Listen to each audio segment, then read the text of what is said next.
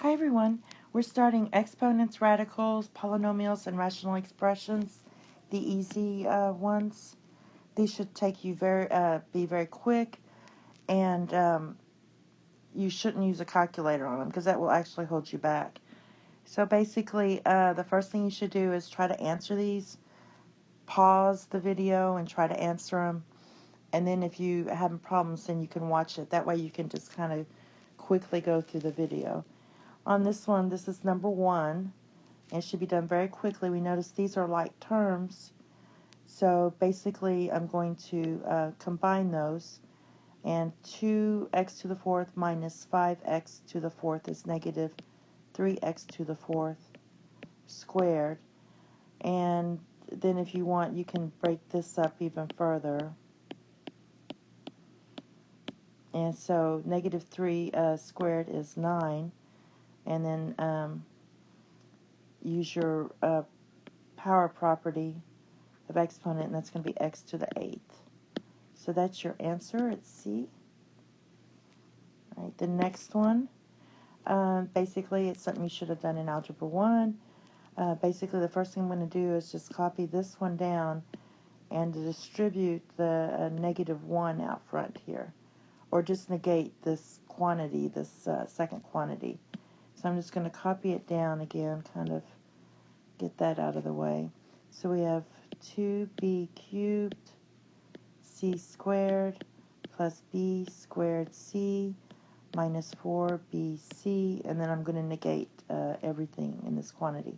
So you have minus 3b cubed c squared plus b squared c, and then we have plus 4bc.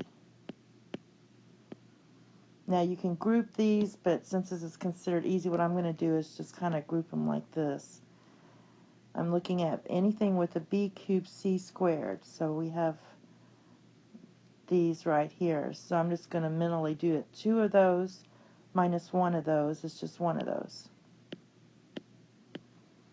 And then I'm going to take anything with b squared c.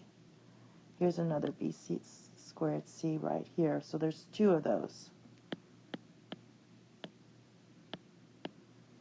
And then look at our BCs. Here's our BCs. And negative 4 of those plus 4 of those is 0. So we are done, and that is our final answer right here. Next, we have something, this is a times. So try to do this. The first thing I want to do is go ahead and write this as 25. So I want my basis to be the same. So when I do that, I have 25 to the 4th times 25 over 25 to the 5th. So that basically gives us, this is to the 1st, and we use our product property, and that's going to be 25 to the 5th over 25 to the 5th, and that equals 1.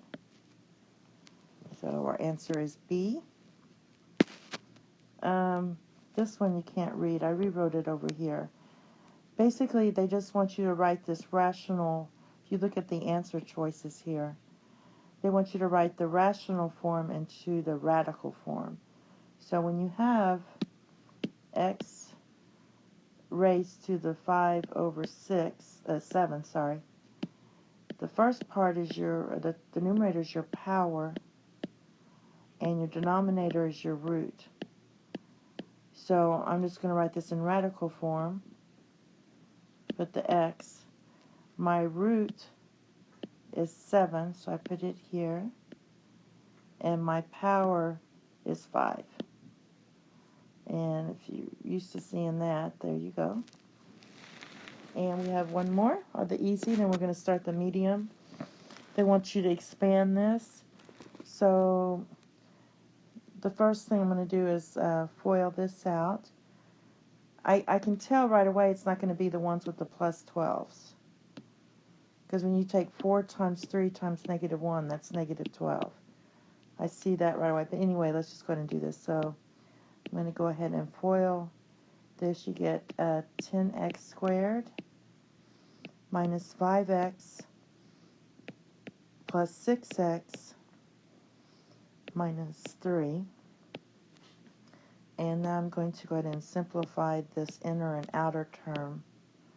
And you get 10x squared plus x minus 3. And now I'm going to go ahead and distribute my 4. And we get 40x squared plus 4x minus 12, which is D.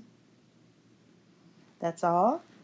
The next set we're going to do our medium, a little harder. Thank you and have a nice day. Bye-bye.